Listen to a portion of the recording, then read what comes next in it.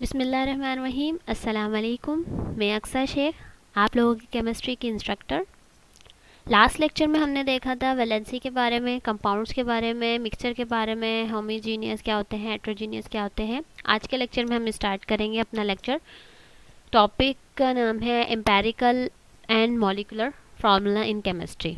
Empirical formula क्या होता है, मॉलिक्यूलर फार्मूला क्या होता है, किस तरीके से इसको रिप्रेजेंट करते हैं, क्या होता है, कैसे निकालते हैं, ये सब हम आज के लेक्चर में कंप्लीट करेंगे, एक्सप्लेन करेंगे, इसको डिस्क्राइब करेंगे। लेक्चर स्टार्ट करने से पहले मैं सबसे रिक्वेस्ट करती हूँ न्यू आने वाले मेंबर्स को कि अभी तक आपने हमारा चैनल सब्सक्राइब नहीं किया तो हमारा अज़म चैनल सब्सक्राइब करें और बेल आइकन को भी क्लिक कर दें ताकि आपको इससे रिलेटेड अपडेट्स मिल जाएं। Let's start lecture. Empirical formula and molecular formula. What is empirical formula and what is molecular formula, और ये दोनों निकले कैसे हैं। आपके पास मैंने आपको बताया था केमिकल फार्मूला क्या होता है। केमिकल फार्मूला आपके पास रिप्रेजेंट करता है कि कितने एलिमेंट्स उसके अंदर शामिल हैं, किस तरीके के एलिमेंट की रिप्रेजेंटेशन है। यानी अगर आपके पास कार्बन है, हाइड्रोजन है, तो वो असेंबलिक वे में आपको बता देता है कि ये कार्बन सी और CH6 इस तरीके से लिखा हुआ होता है।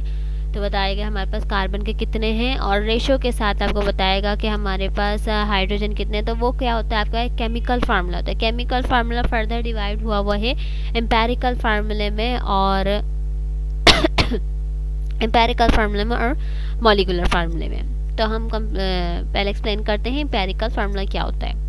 Empirical formula tells the relative ratios of different atom in a compound. For example, यहाँ पर हमारे पास एम्पेरिकल फार्मूला आपको रिलेटिव रेशो बताता है डिफरेंट एलिमेंट एटम्स का कंपाउंड के अंदर। जैसे आपके पास कोई कंपाउंड बना हुआ है, यानी इस तरीके का, जैसे H2O है, एक मिक्सचर है, कंपाउंड है, ठीक है। तो इसमें आपके पास दो एलिमेंट शामिल हैं और आपके पास ये बताएगा कि एक दूसरे से रिलेटिव, यानी कि हाइड्रोजन के मुकाबले में ऑक्सीजन कितना परसेंट है, ठीक है। रिलेटिव की बात आ रही है तो रिलेटिव का मतलब होता है कंपैरिजन करना, ठीक है। एक से मेरे रिलेटिव आप कितने इंटेलिजेंट है, ये तो मतलब इस तरीके से आप इसको समझ सकते हैं। तो रिलेटिव जहाँ पर चीज़ आती है तो वहाँ कंपैरिजन की बात हो रही होती है। जैसे अब हमारे पास है H2O, ठीक है।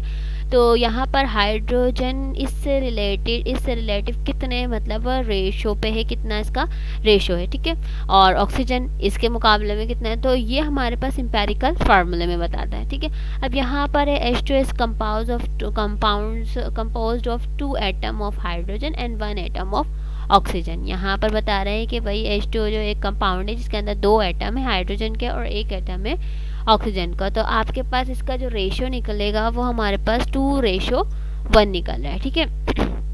आप इसको रेशो, हमें पता है रेशो कैसे निकालते हैं, यानी पूरा डिवाइड होना चाहिए एक ही टेबल से। रेशो आपका डिवाइड, यहाँ पर आपके पास अगर एक डिवाइड हो रहा है 2 से तो 1 के टेबल में 2 के टेबल में 1 नहीं आता। तो यहाँ पर अगर आप 1 से डिवाइड करें, 1 2 2 और 1 1 1, तो वही रेशो निकलेगा 2:1। तो एम्पेरिकल फार्मूला आपका किस तरीके से आया, 2:1। और दूसरी एग्जांपल यहाँ पर देखते हैं। Benzene has molecular formula C6H6 which has simplest ratio hydrogen and carbon is 1 1, so empirical formula becomes CH। तो यहाँ पर बता रहे हैं बेंजीन का जो मॉलिकुलर फार्मूला है C6H6 है, ठीक है। मॉलिकुलर फार्मूला ये है, यानी कि C आप इसको केमिकल फार्मूला कह लें, ठीक है, मॉलिकुलर फार्मूला कह लें। यहाँ पर हमारे पास कार्बन के कितने 6 एटम हैं, ठीक है, 6 मॉलिक्यूल। हाइड्रोजन के आपके पास 6 हैं। तो अगर हम इसका रेशो निकालें तो आप लिखेंगे किस तरीके से। यहाँ पर आपने लिखा 6 और 6:6, तो आपके पास 6 से कैंसिल हो रहा है, यानी रेशो आपके पास क्या आ गया 1:1। So the empirical formula become, तो आपके पास एम्पेरिकल फार्मूला किस तरीके से बन गया कि CH, ठीक है। तो एम्पेरिकल फार्मूला इस तरीके से बनेगा, यानी कि एलिमेंट को भी आपने साथ में रिप्रेजेंट करना है और फिर उसके ये रेशो निकाल के उससे मल्टीप्लाई आप यहाँ पर रेशो का नीचे लिख सकते हैं। अब जैसे दूसरी एग्जांपल में आप देखें, ग्लूकोज का मॉलिक्यूलर फार्मूला ये है, ठीक है, C6H12O6, यानी हाइड्रोजन कार्बन के 6 एटम, हाइड्रोजन के 12 और ऑक्सीजन के 6। It shows the ratio. अब हम इसका अगर रेशो निकालें तो यहाँ पर हमने इस तरीके से लिखा 6 12 एंड 6, ठीक है। यहाँ देखें 6, 12 और 6। अब यहाँ पर आपने अगर इसको आप रेशो निकालेंगे तो यहाँ पर 6 1 ज़ा 6, 6 2 ज़ा 12, 6 1 ज़ा 6, तो ये आपके पास जो रेशो निकल के आया है वो क्या है, एम्पेरिकल फार्मूला 1 2 1। अब आप इसको मल्टीप्लाई कर सकते हैं इनके जो आपके पास केमिकल फार्मूला था उससे, तो C1H2 और आपके पास ऑक्सीजन 1O, ठीक है, 1 आ गया इसका। तो ये आपके पास क्या हुआ, एम्पेरिकल फार्मूला हुआ। जबकि मॉलिक्यूलर फार्मूला आपके पास क्या है वो हम देखते हैं। मॉलिक्यूलर फार्मूला आपके पास एक्चुअल नंबर बताता है एटम का, कि जितने आपके पास एक्चुअल नंबर क्या है, जैसे हम केमिकल फार्मूला कोई भी ये यहाँ पर लिख देते हैं 6H6, तो यही आपके पास मॉलिक्यूलर फार्मूला होगा। मॉलिक्यूलर फार्मूला आपको बताता है कि कितने नंबर और कितने आपके पास एटम है किसी एलिमेंट के अंदर, ठीक है, यही बताता है। रेशो बताता है, रेशो आपका एम्पेरिकल फार्मूला में आ गया। इफ़ वन एटम, अगर एक एटम जो है उसके अंदर है तो वहाँ पर आपके पास कोई सबस्क्रिप्ट नहीं यूज़ होगी। सबस्क्रिप्ट का क्या मतलब होता है, ये जो आपके पास नीचे दी हुई होती है ये आपके पास सबस्क्रिप्ट होता है। अगर आपके पास ऊपर यहाँ पर लगा हुआ होगा तो वो सुपर स्क्रिप्ट होता है। तो यहाँ पर आपके पास सबस्क्रिप्ट जो है अगर कहता है कि यहाँ पर कोई सबस्क्रिप्ट यूज़ नहीं होगा अगर किसी हमारे पास एलिमेंट के अंदर एक एटम शामिल है सिर्फ, तो यहाँ पर मैं देती हूँ CH, ठीक है। तो एम्पेरिकल फार्मूला ये नहीं है आपने C1 यहाँ और H1 आपने लिख देना है, तो ये चीज़ नहीं होगी। C और H आपने लिखा तो मतलब इसका क्या है, इसके अंदर सिर्फ एक एटम है, जिसको आप सिंपल इस तरीके से भी ले सकते हैं। वहाँ पर आपका सुपर सबस्क्रिप्ट यूज़ नहीं होगी, तो ये भी आपका मॉलिक्यूलर फार्मूला कहलाएगा। दो या दो से ज़्यादा अगर आपके पास एटम है तो सबस्क्रिप्ट में आपके पास वहाँ पर लिखा हुआ होता है, जैसे यहाँ पर अरेंज हुआ हुआ है दिख रहा है आपको। मॉलिक्यूलर फार्मूला में आपको सिर्फ ये बताता है कि कितने एटम है, ये नहीं बताता कि किस तरीके से मॉलिक्यूल्स आपस में अरेंज हुए हुए हैं। तो ये थर्ड आपके पास पॉइंट कह रहा है। मॉलिक्यूलर फार्मूला की आप एग्जांपल यहाँ पर देख लें, जैसे आपके पास शुगर का फार्मूला है C12H22O11, C12H22O11, ठीक है।